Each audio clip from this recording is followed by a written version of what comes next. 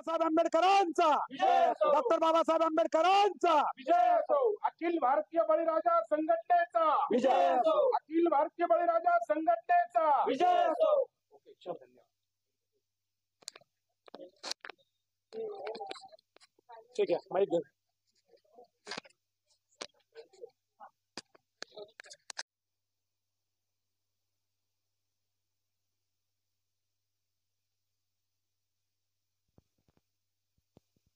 या ठिकाणी market committee बंद असल्यामुळे आम्ही या ठिकाणी निवेदन देण्यासाठी आलो होतो, परंतु मार्केट कमिटीचे जे अध्यक्ष आहे ते या ठिकाणी हजर नाही.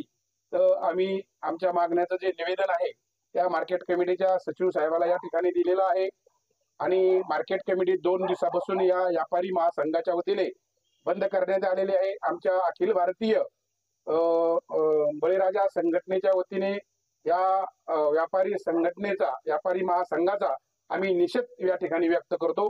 कारण हे उन्हाळ्याचे दिवस आहे, एकतर शेतकऱ्याला पाणी भेटत नाही, पाणी नाही विहिरीला, आणि यांनी या ठिकाणी एक आपल्या वर्चस्वासाठी, आपल्या मोठेपणासाठी या ठिकाणी मार्केट कमिटी बंद ठेवण्याचा प्रयत्न केलेला आहे. कारण काय आहे, शेतकऱ्याच्या मुलासाठी मार्केट कमिटीच्या वतीने, शासनाच्या वतीने या ठिकाणी वसतिगृह बांधण्याचं काम चालू आहे आणि या मार्केट कमिटी मधले काही लोक बाहेरच्या लोकांना हाताशी धरून, राजकारणातल्या लोकांना एम आय सारख्या पक्षातल्या लोकांना हाताशी धरून या ठिकाणी मार्केट कमिटीचं जे वसतिगृहाचं जे काम आहे ते बंद काढण्याचं काम या ठिकाणी करत आहे. म्हणून मी बळीराजा संघटनेच्या वतीने, आमच्या अखिल भारतीय बळीराजा संघटनेच्या वतीने त्या महासंघाचा आणि जे लोक विरोध करत आहेत त्यांचा निषेध करतो, यांचा जाहीर निषेध करतो आणि मार्केट कमिटीला, चेअरमनला आणि सचिवाला मी सूचित करतो. कारण आपण यांच्या ह्या जे लोक आहे, हे जे लोक या ठिकाणी विरोध करत आहेत वसतिगृहासाठी, यांना शिपीला पत्र द्यावं, यांच्या विरोधामध्ये गुन्हे दाखल करण्यात यावे.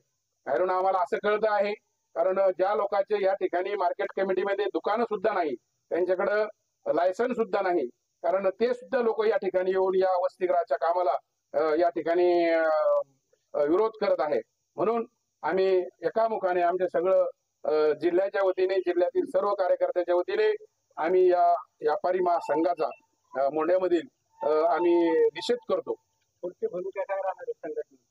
लवकर यांनी जर मार्केट कमिटी चालू नाही केली, हे नाही केलं, तरी आम्ही याच्यानंतर 1-2-4 दिवस वाट बघू आणि आमच्या अखिल भारतीय बळीराजा संघटनेच्या वतीने या ठिकाणी आम्ही मोठं आंदोलन या ठिकाणी करणार आहोत.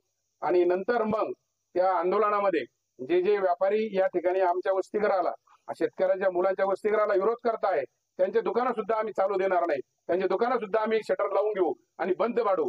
कारण या ठिकाणी जर ते शेतकऱ्याच्या मुलासाठी वसतिगृह होऊन देणार नसतील तर आम्हीही त्यांचे गाळे या ठिकाणी चालू देणार नाही, अशी त्यांना आम्ही एक ताकीद करतो. मार्केट बंद ठेवायचे कारण काय? मार्केट कमिटी बंद ठेवायचं कारण म्हणजे त्यांचं तेच म्हणणं आहे, कारण या ठिकाणी जी जागा आहे, कारण ती जागा आहे तर ही मार्केट कमिटीची जागा आहे. त्यामुळे तुम्हाला त्यांना जर मार्केट कमिटीची जागा त्यांना जर विरोध करायचा होता तर त्यांनी 2-3 वर्षापूर्वी ज्यावेळेस या ठिकाणी मास्टर प्लॅन बनला, ज्यावेळेस प्लॅन बनवून शासनाला पाठवला, शासनाचा प्लॅन मंजूर होऊन आला, या ठिकाणी आराखडा तयार झाला सगळा, त्यावेळेस हेच व्यापारी होते आणि त्यावेळेस त्यांना विरोध नाही केला.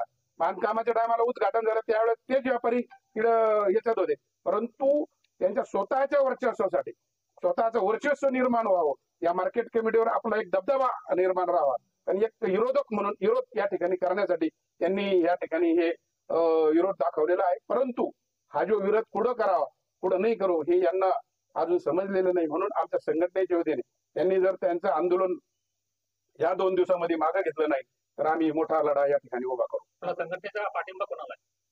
म्हणजे आता सध्या तर आम्ही असंच म्हणू, कारण आम्ही शेतकरीचा असल्यामुळे, आमची शेतकरी संघटना असल्यामुळे, कारण या ठिकाणी मार्केट कमिटीचे चेअरमन किंवा सचिव असेल यांच्या हाताने यांनी हे काम चालू केलेलं आहे आणि हे काम शेतकऱ्याच्या मुलांच्या साठी वसतिगृह या ठिकाणी बंद आहे.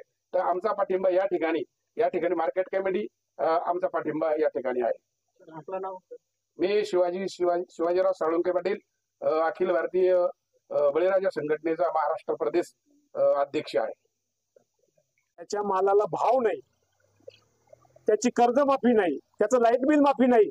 अगोदर या सरकारने त्याला फसवलं आणि हे कोण रजाकार मार्केट बंद ठेवतात का? यांच्या बापाचं मार्केट आहे का?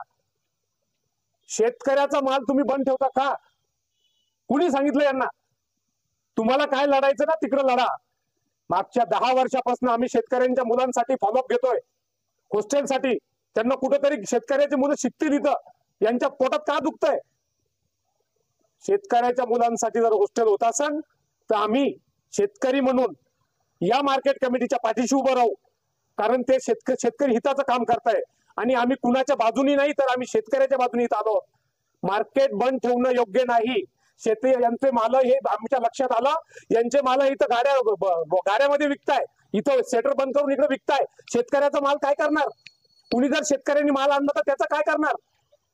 इथला आम्ही आता संघटनेच्या वतीने इशारा देतो इथल्या लोकांना, व्यापाऱ्यांना, की तुम्हाला मार्केट बंद ठेवायचं असं. मग आमच्या असं लक्षात आलं की यांच्या कोर्टात मॅटर पेंडिंग आहे. मग हे बंद का ठेवताय?